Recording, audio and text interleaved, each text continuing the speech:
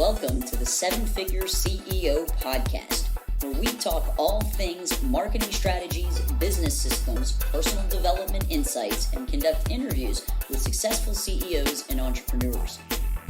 Learn the exact strategies on how seven-figure CEOs market and scale their companies with your host, Chris Rodriguez. Welcome to the Seven Figure CEO podcast with your host, Chris Rodriguez. Today, we got a super special guest, Robby Donofrio. I've known Robby for almost 20 years now as we went up through the BJJ ranks together. He's the owner of Gracie Brandon Martial Arts, originally from Staten Island, currently resides in Riverview. He's owned Gracie Brandon for the last 11 years. They have 630 students with 7 employees.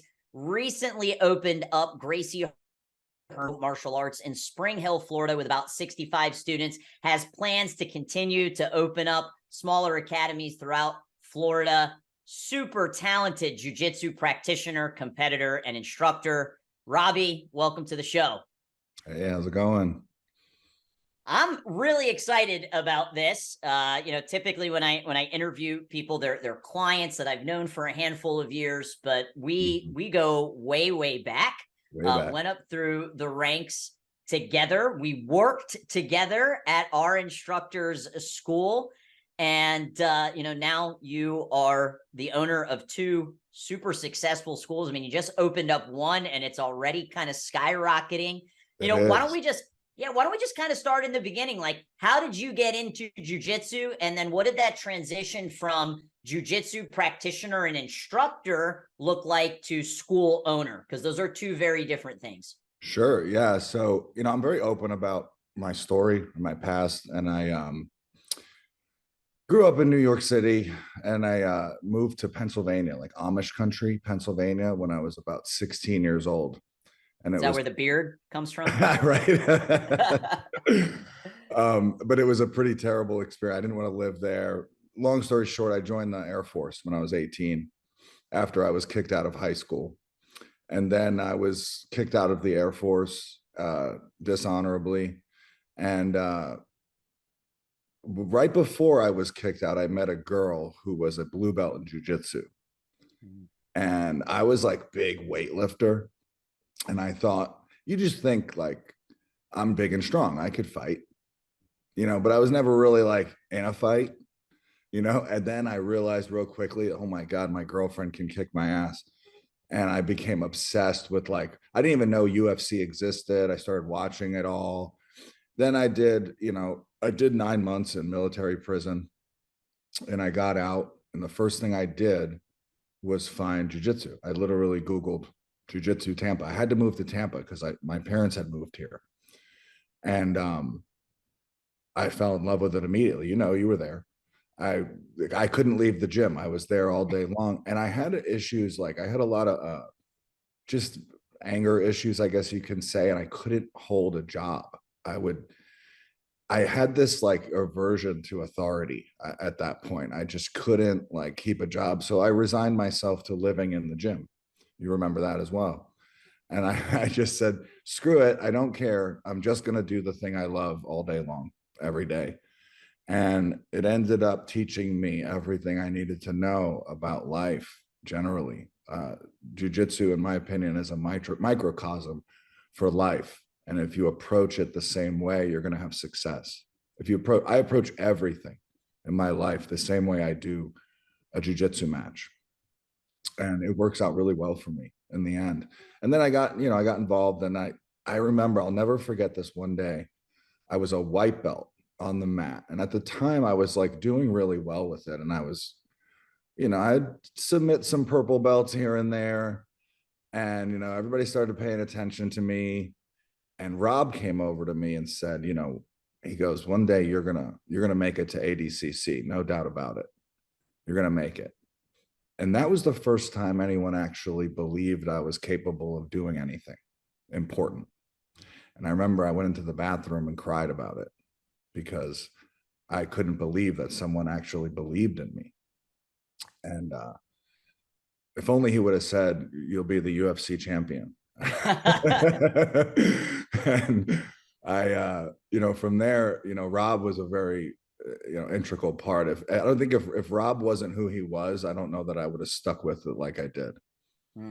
No, I remember, you going up through the ranks, and you're a bigger guy, and the amount of flexibility that you've always kind of had, I think, is really surprising to everybody. And Sure. I remember Rob and I went down to like an MMA consulting event down in Miami with Matt Arroyo, and he got like super motivated to want to continue to grow the school. And he was like, I got to bring Robby on. And I think you were like delivering pizzas at the time. And that was the only job I was capable of at the time, was delivering pizza. Yeah. And then, we brought you on as the instructor, and you got to literally live, what I would consider, for anybody that loves what we do, like live this kind of dream life of, wake up, training in the morning, going out to lunch, coming back, training at night. What was that transition from, okay, I'm, kind of like an employee at this, this guy, Rob, our instructor, his school, then this kind of opportunity happens over in Gracie Brandon to now become an owner. What kind of, let's kind of unpack that story. How did that happen? Sure. And, yeah, let's go from there. At the time, I was doing a lot of private lessons, and I was doing, and I'm teaching for Rob and signing people up and doing all that. And I was really busy, but I was making decent money for that. Like, I made that place, Rob didn't pay me much, but I made it my own, I made it my own personal training studio, basically. So I was doing lessons like crazy. I had this one guy I was doing lessons for at 4:30 a.m. like 4 or 5 days a week over at Bamboo's gym. And he was a doctor. He could only train at that time. And I guess around that time, the idea of opening up my own gym kind of popped into my head. And I was like, yeah, I want to do it in Brandon. There's nothing good out in Brandon. So the doctor cut me a check and was like, go open your gym. I was like, holy shit. It wasn't much. But I remember I was like a day away from signing a lease. And remind you, I was sleeping at the gym. And I wasn't sleeping at the gym because I was broke. I was just like, why do I need an apartment? There's this futon here. There's a shower. We're good. Yeah, I didn't need, all that much. And I was a day away from signing a lease. I got a 1,200 square foot spot in Brandon. Like, I was going to try to make this work. And I get a call from David's mom, Blanca. Yeah, Kaina's mom. And she was like, the judo school here basically fell under. The guy that was teaching judo here had to go back to Japan, and they have this facility. And I know you're looking for a gym. I was like, I don't have much money, but I'll come look at it. And I go and look at it. You remember that building? Yellow mats, man. How are you ever going to forget that? Yeah, I know. I walk in, there's a little lobby. The door to the left is a fully functional gym. Mats down, everything there. The door in the front was the office. The door to the right was an apartment. It was literally a studio apartment, washer, dryer, kitchen, everything you needed. I was like, well, how much? We'll give it to you for $900 a month. No security deposit, nothing. I did it, and had, within a month, I think we had over 100 students off the bat. There was nothing out in Brandon. Yeah.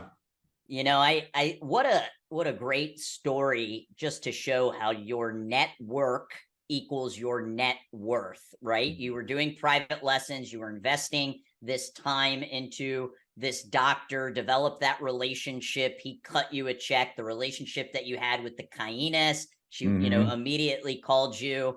And I actually started Gracie Pack because somebody also cut me a check that I was doing private lessons with his daughter. And, I think it's a really good point to make that, you are who you surround yourself with, and your network, ultimately can become your net worth. So important. Kind of going back to those yellow mat days and, going from, all right, I'm an instructor, I'm doing a lot of private lessons, to now I am a business owner. What are maybe some of the mistakes that you made? Maybe some of the lessons that came out of that transition from, employee to, hey, I'm an entrepreneur and a business owner now. Yeah. At first, I thought I knew what I was doing, but I definitely didn't. I probably made every mistake you could make. And there's this, people like to say, when you fall, get up and keep going. This is kind of this saying, and I see people do that. Like they fail and then they get up and they keep going and they try to do it the exact same way they did it before. You have to get up and keep going, but you have to learn. You have to do it differently. So, to my own credit, I did that. So I made every mistake you could imagine. At first it was like, let me just train killers, let me train guys that want to compete and blah, blah, blah. And then you notice that you're neglecting these other students that don't necessarily want to compete. And then they're quitting. And then you don't have the systems in place to keep students. And, maybe, what I noticed too, when you're an instructor and you have your own gym and you go into your class and you're like, oh man, there's only 5 people here. What's happening? Why am I losing students? You get into this depression almost. And then you go and you teach a shitty class, right? And then the next class, you have 2 students. And then they don't want to be there. And next class, you have nobody. So I learned from those experiences. No matter who is in that class or how many people, I have to teach every single class to the best of my ability with a good attitude, look at the positive, and just continue on that path. And then over time, learning from people like you, from Matt, from what's his name taught me a lot. Dwayne Spires taught me a lot about that, about running a business. And, I like I said, I've made every mistake, learned from it, got back up, kept going, but did things a little bit differently each time. And then over time, it turned into a really, really successful business. And you have to be able to take risks. You have to be willing to take risks. You have to be willing to put money into things to make more money. You have to say, okay, and so many people don't market because I don't have the money to. I don't have the money to. It's like, get the money to, so you can do it. So you'll get that money back. But until you experience that, it's very difficult to make that decision.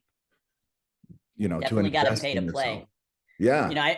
I remember, going back to the, Grace Tampa North days, we'd have new people come in and everybody's just salivating at the mouth to beat the crap out of the brand new guy. And it's like, okay, if he can get through class, I guess we'll let him stay and start paying a membership.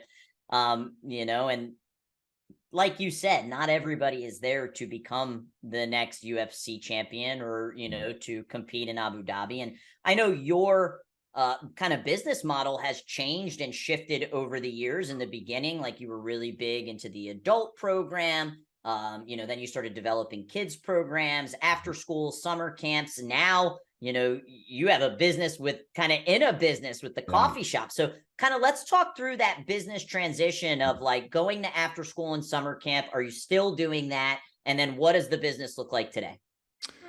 So I think there is a blueprint for the way to have a successful martial arts school.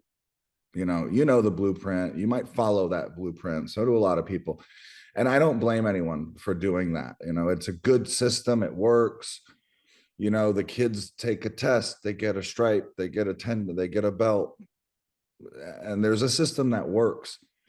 But I have always been this type of person to do things against the grain.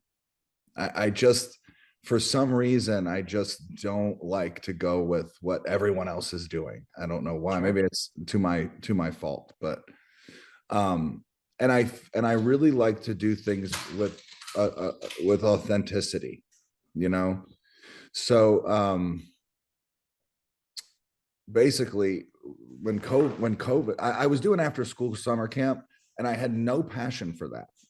Nope. Whatsoever. I don't particularly like kids. I don't hate kids.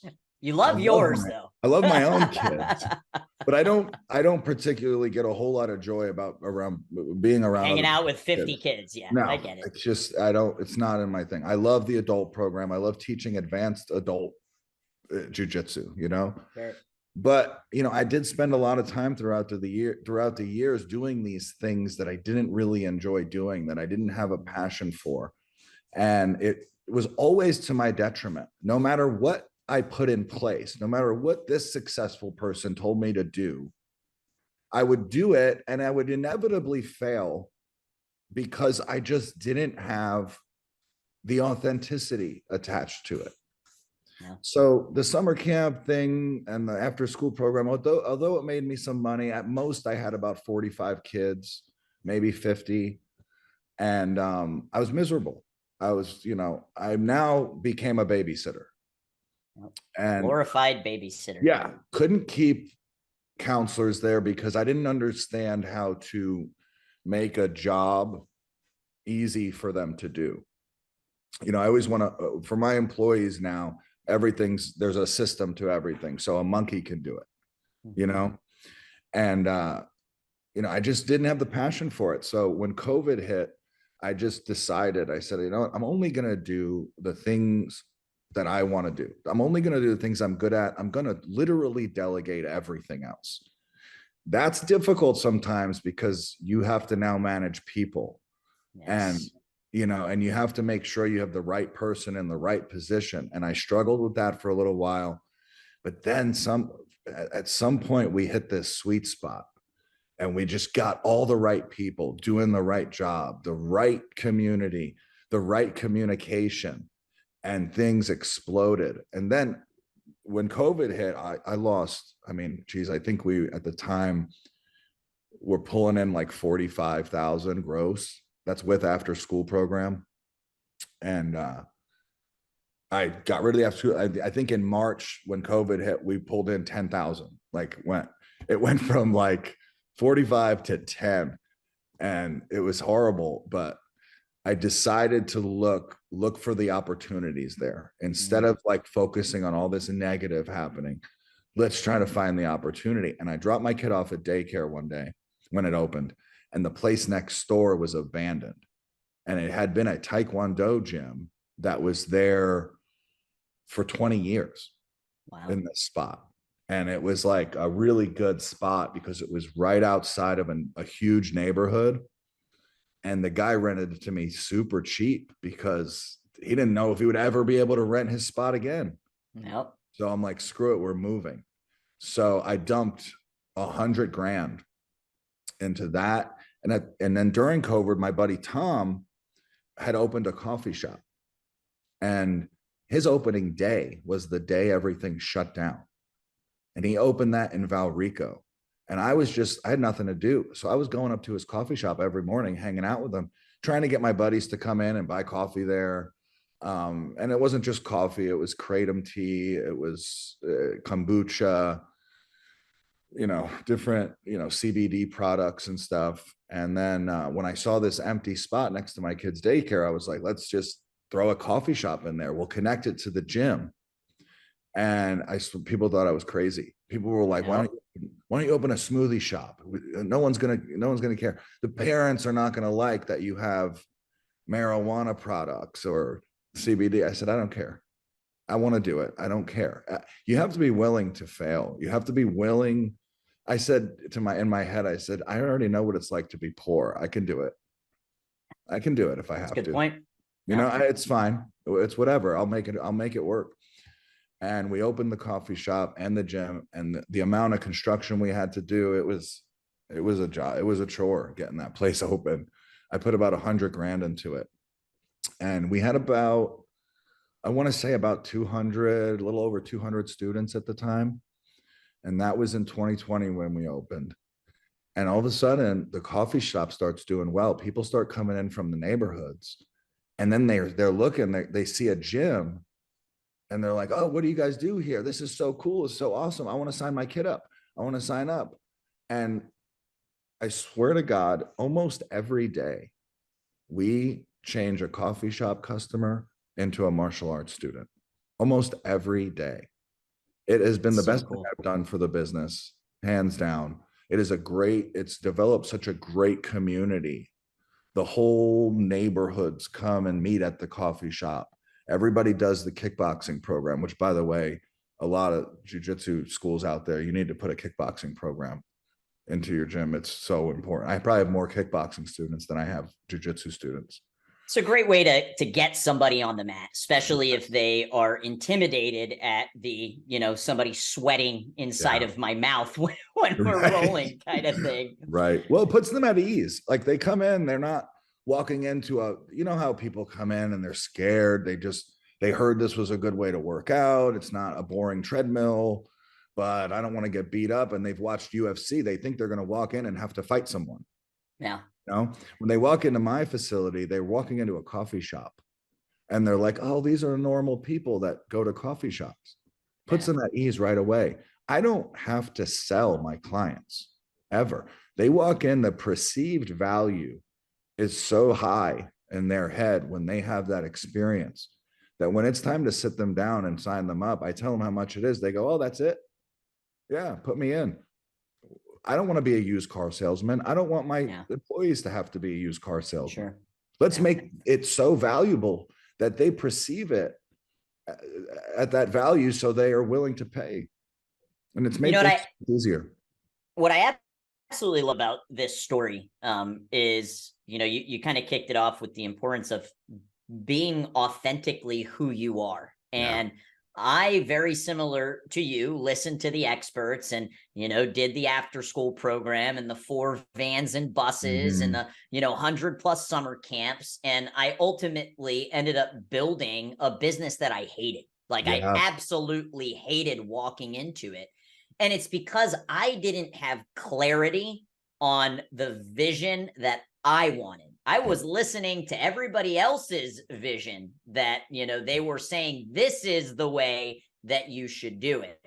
And, clarity to me with CEO, 7-figure CEO, is the C in CEO. As the CEO of the company, we have to have clarity. We have to have that vision, not only for us, but for our team. So I'd love for you to kind of unpack, because you just opened a second location and it's already kind of booming. Which is amazing to see. What is the vision that you have for the future of, Gracie Brandon, Gracie Hernando? Are there going to be other locations? What does that look like for you?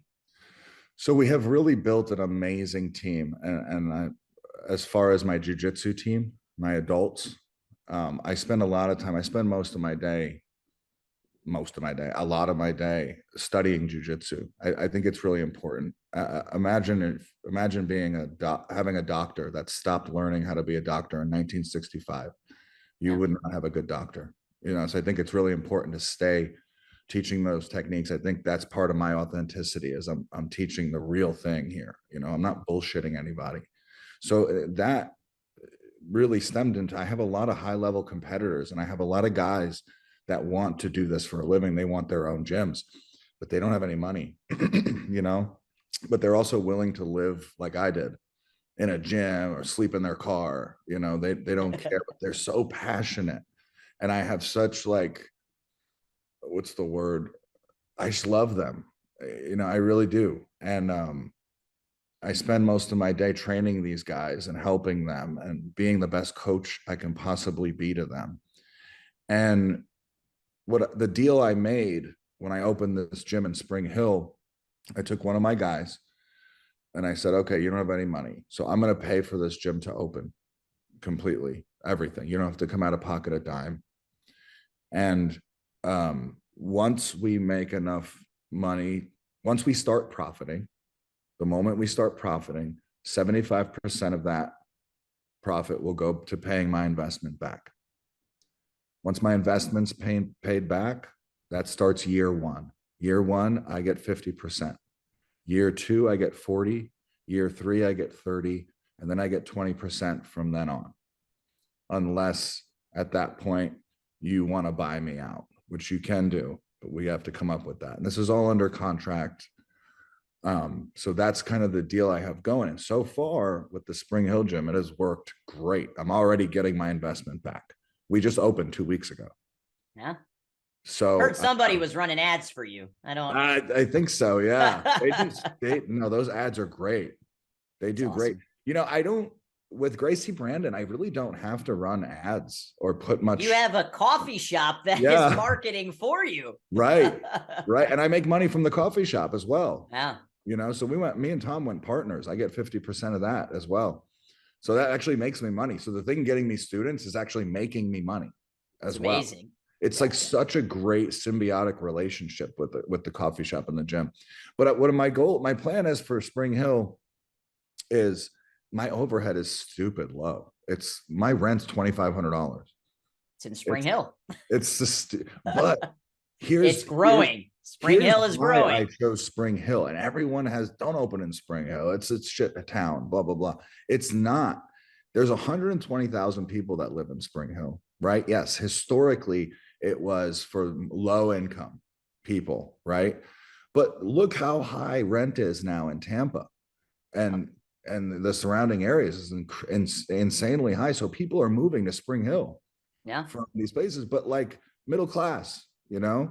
So kind of what happened with Brandon and Riverview too. You know, it's like you got the centralized location with Tampa, people couldn't afford it. So they start pushing out, you know, and that's ultimately what's happening in Spring Hill now. So in Spring Hill, you got 120,000 people. That's a decent population.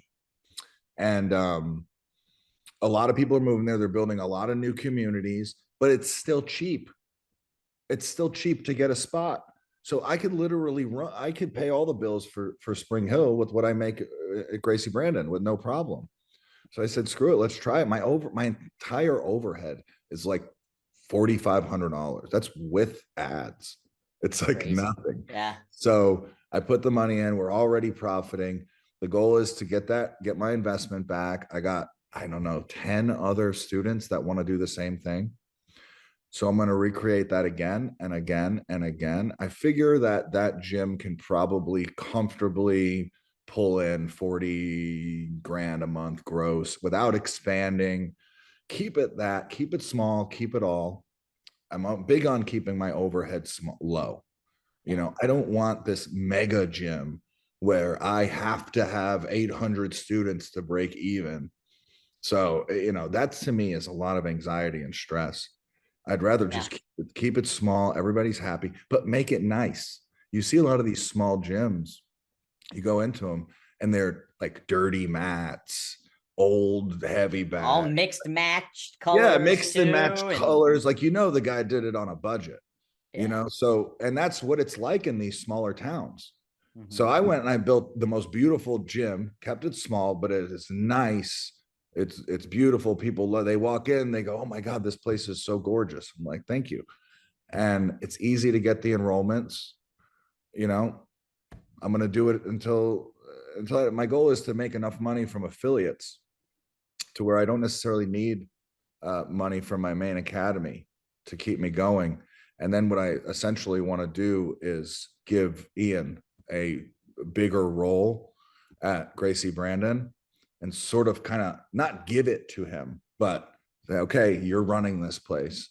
And so I can have more time with my family and vacations, and I can be completely just an owner. You know, a couple of things. So small dojo, big profits. You know, I typically ask, how do you get buy-in from your team? But you already answered it. And it reminded me of one of my favorite quotes from Zig Ziglar, which says, you can have anything you want in this life if you help others get what they want. And that's exactly what you're doing on a day-to-day basis, is you're pouring into them so that they can get better at the thing that they ultimately love to do. Yeah. And when you truly care about your people that way, that's how you get buy-in from them.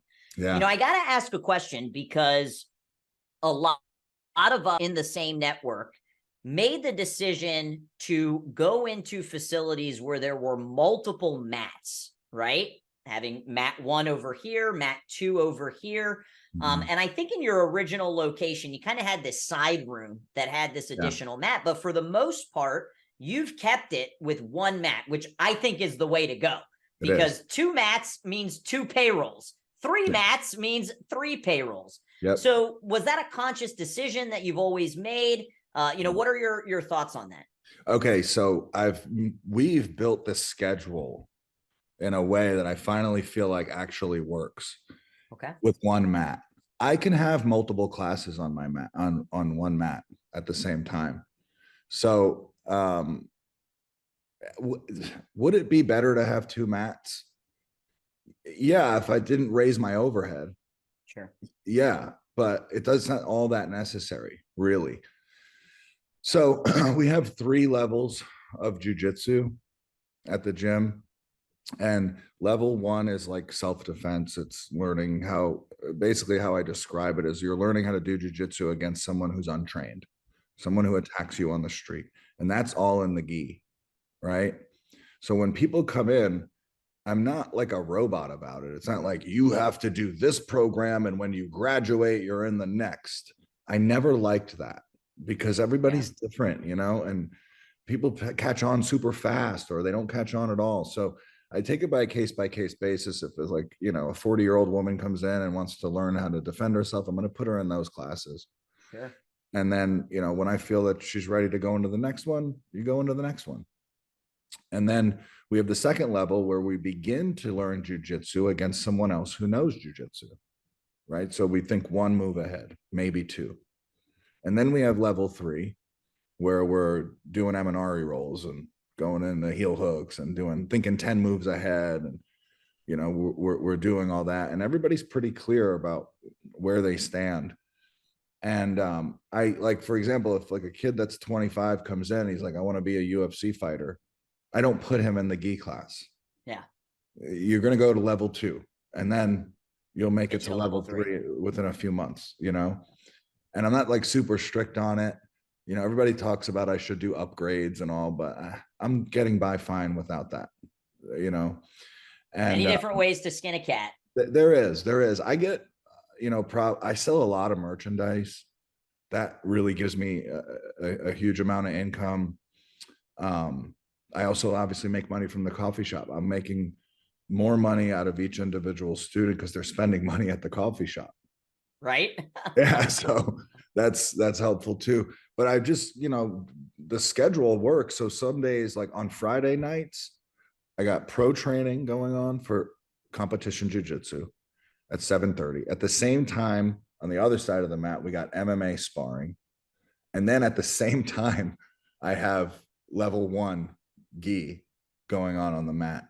And I actually like it that way because these level 1 people get to see what they can get involved in. And also they get to interact. So a lot of these gyms, they make it so separate that you got these new people and all they're with is other new people. Yep. And everybody's nervous and nobody's friends. And it just, I don't like it. I go into that gym every time I walk into the gym and there's 100 people in there. I make it a point to sit and have a conversation with the newest member in the gym. And I'm going to sit there and I'm going to give them my undivided attention. And we're just going to chat it up and we're going to talk about what they do for a living, their family, and that goes such a long way. A lot of these guys out there, these big bad black belts, don't even look at me unless you have a purple belt on type gyms. And what ends up happening is they'll have like 20 guys that are like brown and black belts, and then like 30 white belts that just cycle in and out. These are the black belts punching bags that come in, they stay for a month and they quit. And they never form this community together. I think I put a lot of time and effort into becoming as good at jiu-jitsu as I am. And that's what my expertise is. But the next guy, the white belt that comes in, who's a CPA accountant, he put the same work into something else. I admire that. I'm going to sit and chat about accounting with that guy because I think it's just as valuable. For sure. So with that being said, right, we've got clarity, we've got execution, right? And you said, that's a big role that you play going into the academy and making sure that you're building those relationships, with everybody, not just the people that have been there for a long time. And I think people forget that at the most foundational level, business is about relationships. I mean, 100%. That's right. Yeah. So talk to me a little bit about, what does your day-to-day look like now, right? Especially now having the 2 locations. What does a typical day look like for you? Well, it depends on the day, but typically I get up in the morning. I pray every day and I thank God for everything that's amazing in my life, for the amazing life I have, because it is amazing. there's a lot of people out there struggling, you know, and I count my blessings on a day-to-day basis, and that's important to me. I usually spend some time reading. I spend some time watching instructionals before I go into training. I get to the gym around 10:30. I coach / teach. To me, coaching and teaching are two different things. Unpack that a little bit.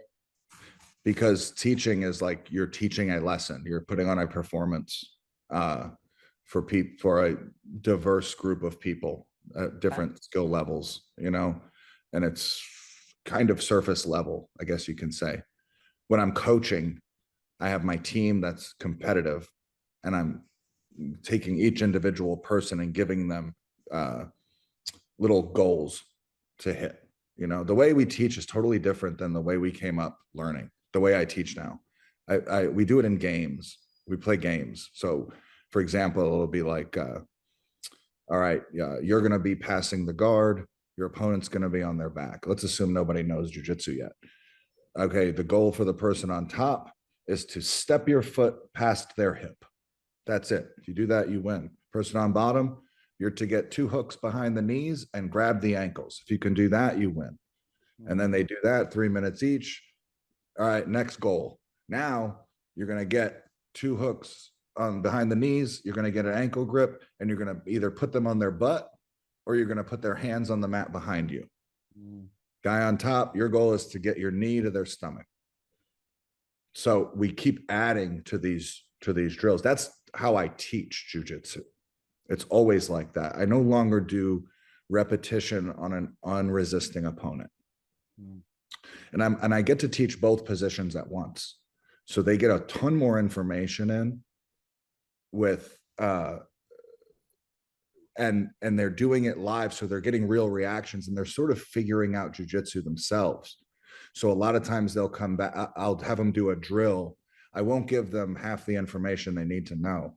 And then they'll come back and I'll say, okay, what was stopping you from passing the guard? Tell me. People raise their hands. Oh, he kept doing this with his arm. He kept doing this. Okay, let's address all those. We address them, go back and do the drill again. Such a much better way to learn than here's 15 steps to an arm bar. Now go roll. Yeah. I remember Rob used to do that a lot. You know, he'd be teaching the beginners class, and he would purposefully leave out some really kind of what you would consider big details. And he's like, they're not going to remember all of them anyways. So you drip release the information out. Yeah, but I got off track as far as the day-to-day. So I go in at 10:30. I combine with coaching, teaching, or training, depending on the day. And that's how I exercise. I do jujitsu. That's easy. You know, I don't spend a whole lot of time at the gym, like lifting or anything. But and then by 2 o'clock, I got to pick my kids up. So I pick my kids up from school. I spend, I don't know, 3-4 hours with them in the afternoon, hanging out. And then depending on the day, I have to go back to the gym. I usually go back to the gym by 5. That's when the kids' classes start. I bring my kids with me. They're doing the kids' classes. And then I'm chatting. I'm just chatting with people. I got people that do nothing but signups. So they're people that work part-time. They're doing this part-time. Some of them are even trading membership. But I got like 5 or 6 people that just greet the client at the door. They do the free class. Then they sign them up after, and I give them a commission on it. So I don't have to worry too much about doing signups. I do them sometimes. Like if they, like some days we'll have 10 appointments, and I'm like, okay, I'll jump in and help. Step in. Yeah, sometimes, but mostly I don't have to. So a lot of it is me just building relationships at the gym while I'm there. So I'm chatting with people, and then sometimes I'll train at night. Sometimes I won't. And sometimes I'll just coach. A lot of times in the evening I'm coaching. So I'm coaching the team. And then after that I come home and usually watch more instructional, go over tape because we have the camera system. So I'll pull video of my students training and kind of analyze it, break it down, see where they can improve. I'll have notes on that for the next morning. Is it a requirement that your kids are doing jujitsu, or is this something that it's completely up to them? You know, what is your thought process on this? It's a requirement to a degree. I don't need them to be world champions if they don't want to be. I want my kids to understand how to defend themselves. That's it. That's really all I want. And I want them to do something that's difficult and not quit. Too much of that. You see too many parents, oh, my kid wants to quit because it's difficult. Well, good job teaching them how to quit every time something becomes difficult. Like, yeah, great parenting. So, I don't make them do it every day, constantly. If they want a day off, they get a day off. It's not a big deal. To my two oldest kids, it's funny, I think it's kind of weird. They don't love jujitsu, but they've also grown up with this since they were born. Like it's like, I don't know that they appreciate it as much as the kid whose parents drive them 40 minutes to do the class and leave. My kids are around it all the time. Yeah. So they don't hate it. They don't necessarily love it, but they don't argue with me if I tell them to do class. They're like, okay, no big deal. I think you want them to compete. I do want them to compete at some point, not to just so they experience what that's like. I think it's important. I think everyone on earth should fight an MMA fight once. I think I agree. You cannot. I did one and then I was done. I was like, check that off. One of the things about MMA and jiu-jitsu is you can't hide who you are. And I think that's important. It forces authenticity. I feel like I can get on the mat with another black belt and I can roll with them. And I don't even have to talk to them. And I probably know more about them after that roll than I would if I had an actual conversation with them, especially if it was like a bullshit conversation. I can see how they approach dilemmas. I can see where their insecurities are. I can understand their personality by doing that. The mats don't lie. They don't. Yeah. And I think it's important. I think I'm big on authenticity. So last part of the CEO equation is optimization. How do we optimize and make the business better? I think oftentimes as business owners, we can naturally fall into one of or two buckets. People that absolutely love numbers and the math, and then the other group of people that are like, maybe I'll look at that at the end of the month. Do you fall in one or the two buckets? Has that changed over time? How much time and emphasis and energy are you spending on the statistics and the numbers of the school? Well, I don't like numbers. I'm that category. Sure. I rarely open a computer. My wife likes numbers. So that's her job. Yes. And what a great lesson there, yeah, right? Yeah. But I think it's important to understand yourself and to know what you're good at. Do what you're good at. Delegate the things that you're not good at. And you'll be happy. Yeah. I don't have to check my email. I hate checking emails. I don't like technology. I really don't. I don't do it. But my wife checks the numbers a lot. I look at what we make. I'm not like completely disconnected. I look at what we're making each month. I want to make a certain amount. I'd like to increase that every month. But mostly I look at the quits. That's mostly what that number either drives me crazy or makes me happy.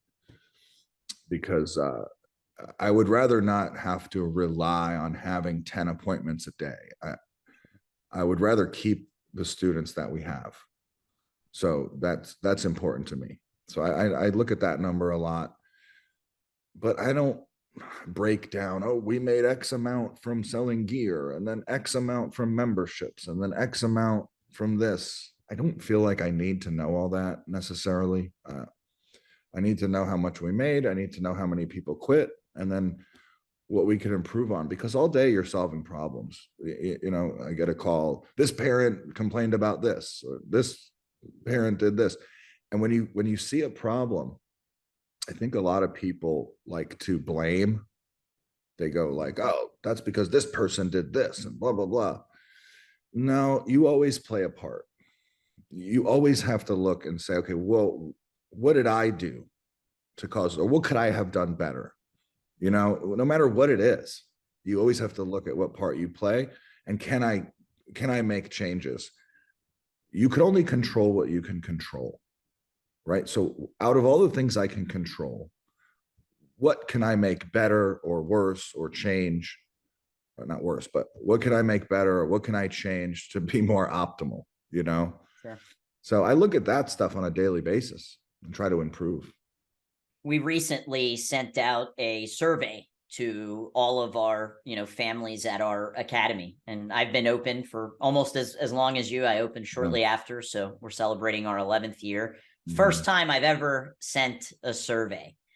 And, we got the responses, and, the questions were, what do you love about Gracie Pack? What do you want to see improved? And then do you have any other, feedback to give us? And when I met with my team and we sat down and we looked at, what do we love? That's fun. That's the fun column to hang out with, right? What do you want to see improved? And, I told my team, I said, regardless if you agree with it, I want you to ask yourself, is there a 1% chance that this is something that is accurate? Because even if there's just a 1%, then we need to improve it. And the feedback that we got ultimately made our team so much closer, made them understand what was important to, our students, because what they thought was the most important actually wasn't the most important. And you're absolutely right. We are, as entrepreneurs, as business owners, we are problem solvers, and we've got to look at, what we can control, what we can't control, but ultimately, how do we make it better? Yeah. I'd love to kind of, just wrap up with, what do you say to the guy that wants to start, his own martial arts school, or girl that wants to start? Any pieces of advice that you would give them, which ultimately you're going to be giving, right? Because you have, this team of people that are ready to kind of help take this to the next level. So what do you say to that new small business owner? Well, it depends on how much money that small business owner is starting with. But I got a couple of questions to ask first, right? Yeah, I know. But do put yourself in a position where you're gonna enjoy what you're doing, what you're passionate about, and honest, and try to delegate everything else. I know in the beginning that's difficult. You kind of have to you got to play all the parts and do all the things. So it's like suffer through that first few months, and get each customer that comes to you is super important. Every lead is so important. Call them within 10 minutes of the lead coming through. Have inflection in your voice. Okay, you want to be a part of my gym? Okay. No, you have to speak to them like you're excited to speak to them. I would talk probably mostly about giving that customer a great experience, and then doing your absolute best every time you're teaching a class. You can't half-ass that. You can't be lazy there. No matter if there's 2 people on the mat, no matter if there's 50 people on the mat. I teach the same way. It doesn't matter. Don't let it, I remember back in the day, I used to have my emotions would literally follow how well the gym did. Can you relate to that? 100%. Where you're like, oh, the gym made a ton of money. I'm fucking happy as I'm shit. super stoked. Yeah. But then you have a bad month and you're just like, oh God, are we ever going to make money again? You cannot allow that to determine, your anxiety level. You have to just be strong and continue to put one foot in front of the other, no matter what is happening. And in the end, your business kind of goes like, but it's always up, trending up. Trends up, but there's going to be down. There's going to be months where it's not so good, but it's okay. You'll bounce back. And but give your customers a great experience. Be passionate, be authentic, and everything else will fall into place. It really will. I think as martial artists, right? I mean, you don't open up a martial arts school typically, right? Maybe there's some investor in Europe that wants to get a green card, so they're opening up here. But you don't open up a martial arts school unless you absolutely love martial arts and you identify as a martial artist. And I think that's one of the hardest parts of separating our mentality and our emotions, if the gym is doing well or if it's not, because we identify with the art that, we're teaching. And I mean, full transparency, that's something I still struggle with, to this day. And it's not just in the martial arts school, it's also, in the marketing agency. Yeah. And I think often that happens because we just care so much, right? We care so much about what we're building, what we're creating, and we want to see it succeed. But Robby, I think that's phenomenal advice, because there are 100% going to be the highs and there will 100% be the lows. And you can't just beat yourself up nonstop every time that happens. Right. Exactly. I think it's so important to be authentic, do what you love, try to delegate everything else, and I think over the years, I have learned how to manage a team. That's probably been the most challenging thing, hiring the right people, noticing red flags with people and not ignoring them.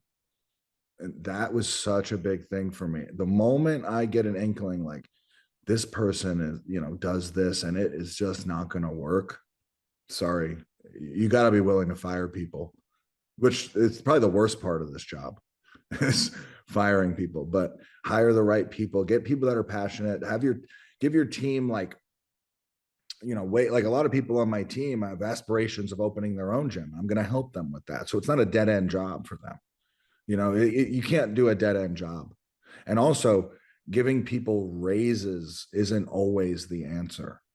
People want recognition. Employees want you to come up to them, and it goes such a long way when you say, hey, just want to let you know you're doing such an amazing job, or take your team out to eat to a nice restaurant, invest in them, and it'll come back to you. Make them love their day to day instead of them feeling like they have to go do this monotonous work, and creating that environment where people get really excited to walk through the door. Yes.